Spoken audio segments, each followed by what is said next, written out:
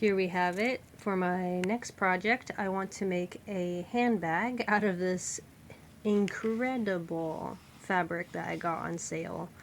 And it is a much larger piece than I thought it would be. It's like 2 meters of this. So I'm going to probably make a lot of things out of this.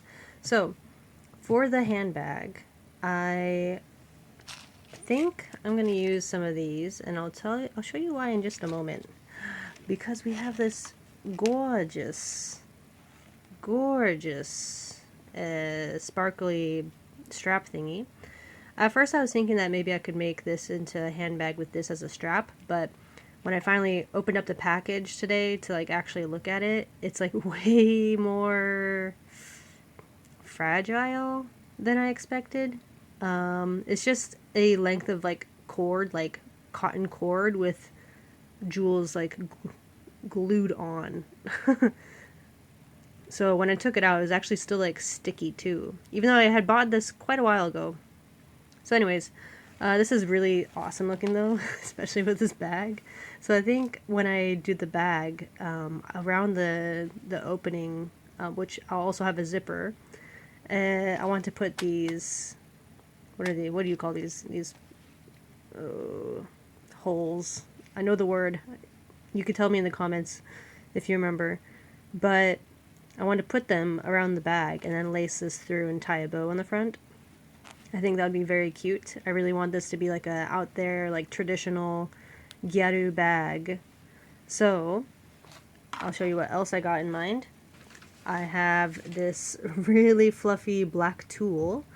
Unfortunately, I don't have enough of it. This came in like a pack of, just one pack of 50 centimeters, and I only thought I needed one, so I didn't buy another one.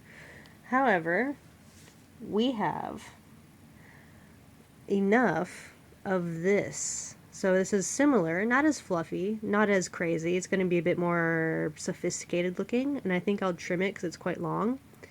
But we have plenty of this for lining the bottom part of the bag. I'm going to show you what the pattern looks like. I just finished cutting it out, filming a tutorial, which I will be linking down in the description below. I also have, before I forget, I have bought interfacing. I used to think that this was a myth in Japan. I didn't know they had it, but they do. So I'm going to be using it for the first time because I really want this bag to really be professional looking and really stand the test of time with a nice good shape. So I'll show you how the pattern looks in just a moment.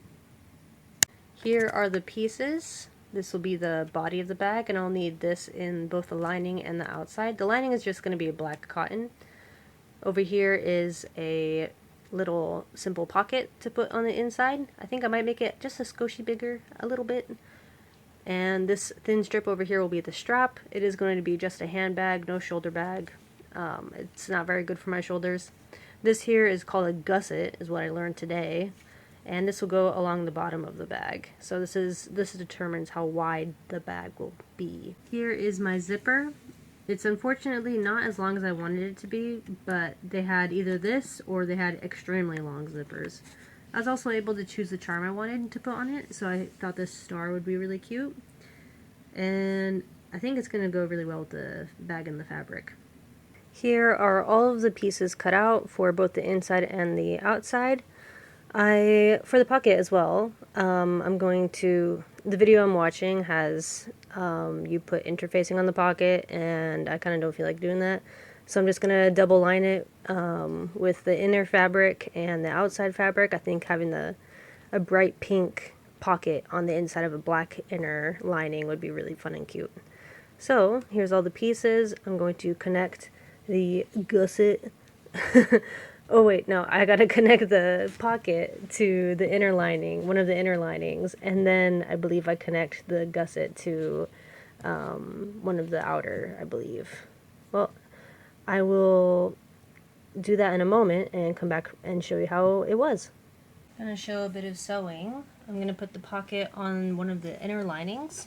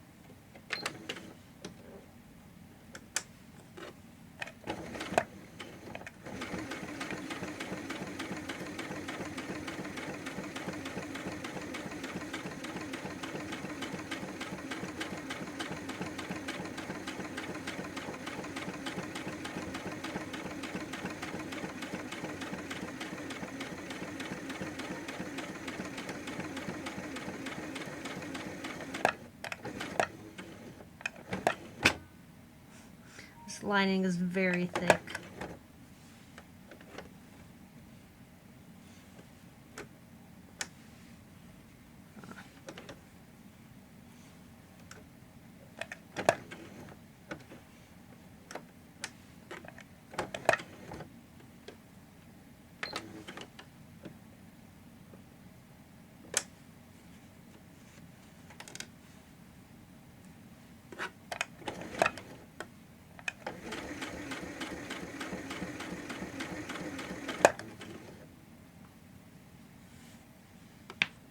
Oh, sorry, my shoulder popped.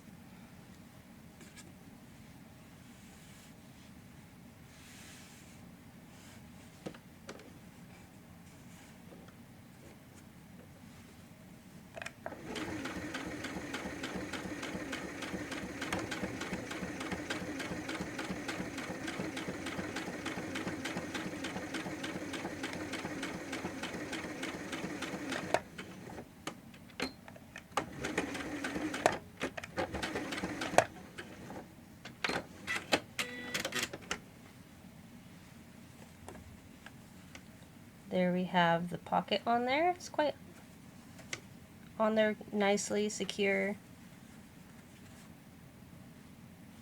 Alright. That was my very first time sewing a zipper. That was very nerve-wracking, so I had to really concentrate.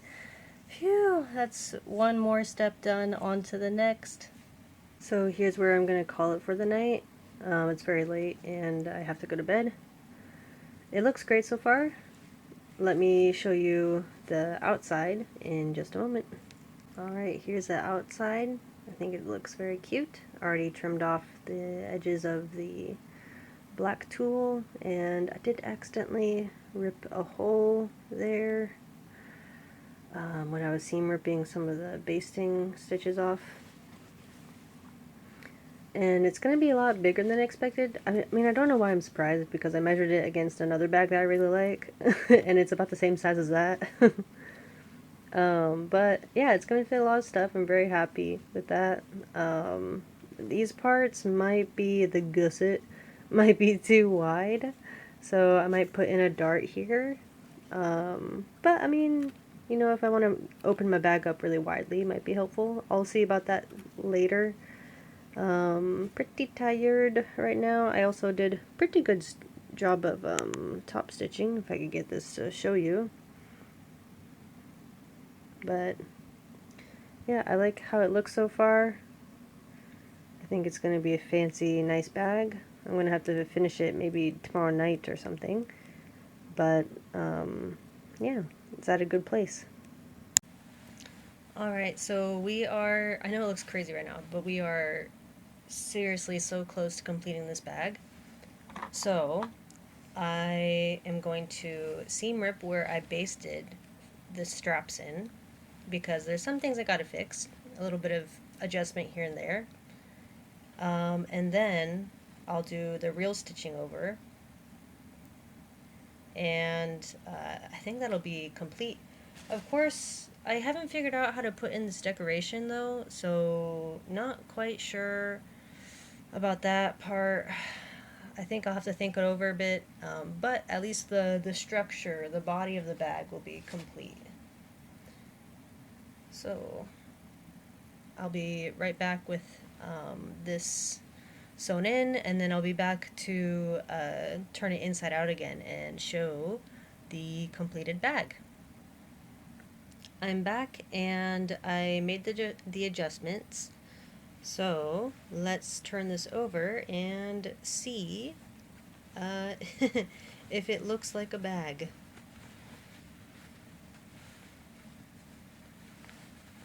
The last touch would be closing this hole that I'm pulling everything out of.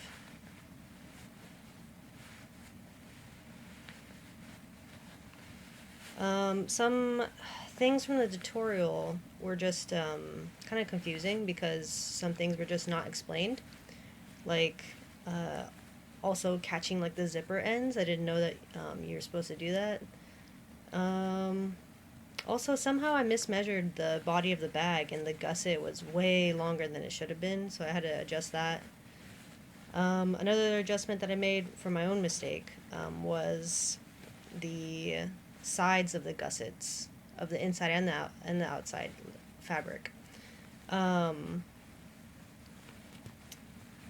I made them very wide, wider than I wanted. So I had to figure out. I didn't realize this until I'd already attached it to the whole bag. So I made box pleats on the inside and the outside. Okay, double checking that my oh, shoot. We completely missed this part of a strap.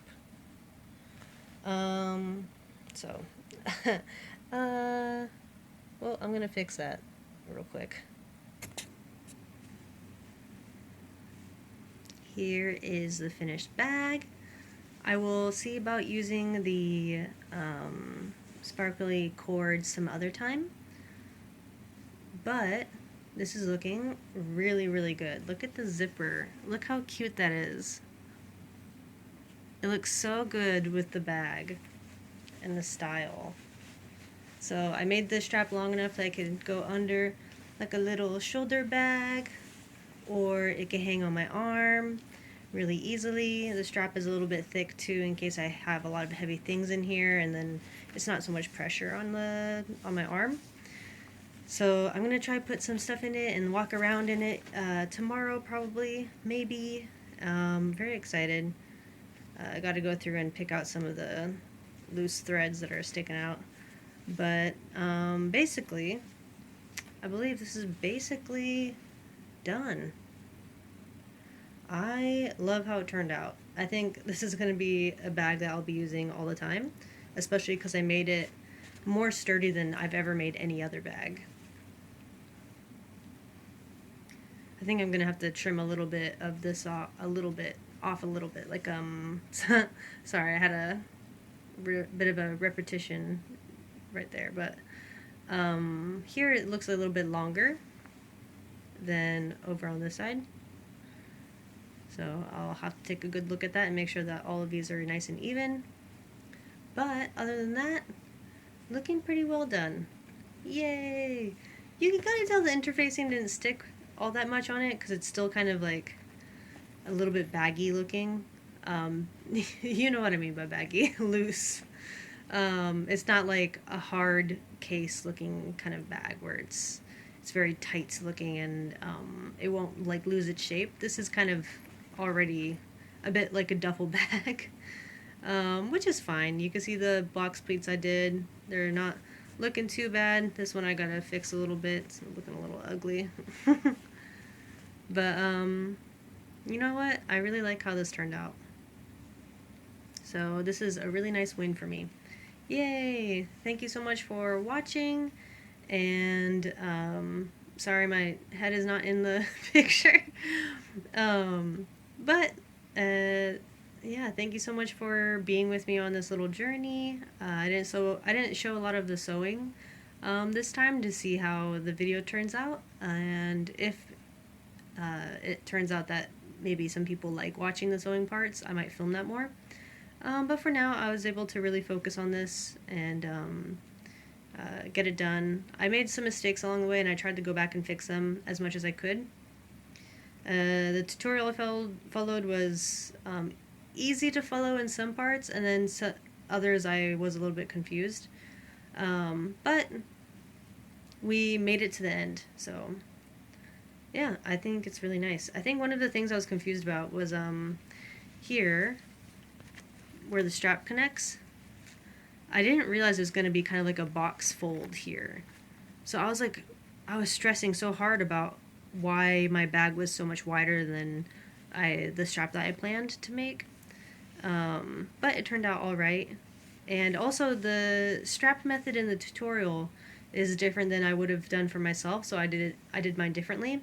I laid two of the right side strips of fabric together, sewed them down on each side with a basting stitch, flipped it over with a chopstick, a cooking chopstick, which is really long, and then I ironed it flat and then I ironed it flat and then I top stitched on each side. I think that turned out very nicely. Well, anyways, I'll stop yapping, but thank you so much. This was a very fun journey. But yeah, alright. I'll see you in the next video, wherever that takes me, and bye!